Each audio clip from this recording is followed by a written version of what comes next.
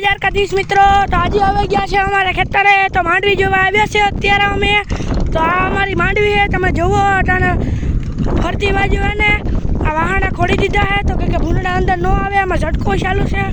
હું તમને અંદર રહીને બધું દેખાડું રિક્સ લઈને, તો તમે જોજો. તો તમે જોઈ શકો છો. તો આ અમારી માંડવી છે, જુઓ. તો આ અમારી માંડવી છે.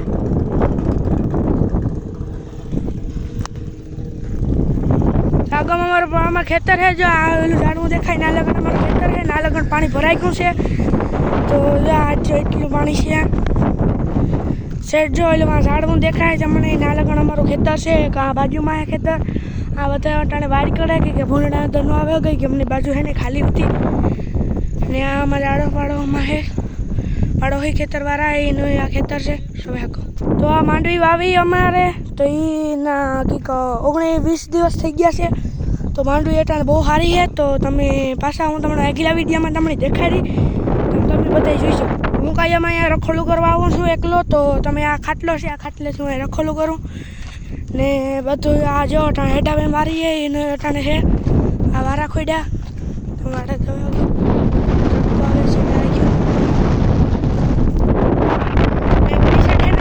અમારું છે ને જવારું આવી ને પછી ઓલી ગમાં જરા ખાય ને જગ્યા ના જવારું આવે. અટાણે આ ખેતર બહુ લીલું છે. આપણે પગ મૂકીએ તો આપણો પગ કૂતેરા એવું લીલું છે.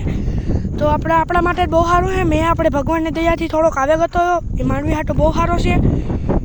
પછી ડેમ ન ભરાય તો આપણે અમારા માટે બહુ સારું છે ને. કંઈ માંડવી વૈયાના પછી 60% ચાન્સીસ છે.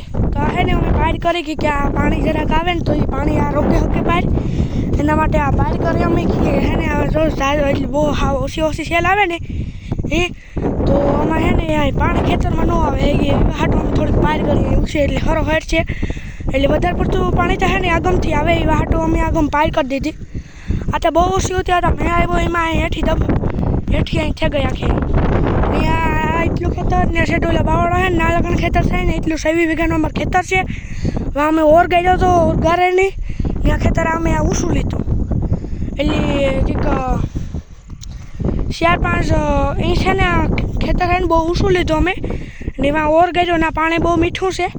એ હું લખીએ નહીં તો સણા હોય પાછું આ સેલ આવ્યા ને એમાં પાણી ભરાઈ જાય ને એટલે પાછું એ સણામાં પાણી કાઢવા થાય. એ આટો અમારે 2 ફાયદા થયા. આ તમે જોવે હગો ખેતર બહુ લીલું છે. એ આ પગું ખૂટ્યા રહે માસમાં છોકરો અમારે પીડા છે એટલું બધું. આ તો થોડું પાણી ભરાઈ રહ્યું. આ તો આખું અમારું વાયુ ભરાઈ ગયું. અમારે પાડોશીનું વાયુ તો વારે ખેર ભરાઈ જાય છે રકડી આવે એટલે. આ તો અમારે ભરાઈ ગયું એટલે ખેર જો આ ખેર લગભગ છે ને આખી સેલકી જાય આવેલી નેરગારી નહીં.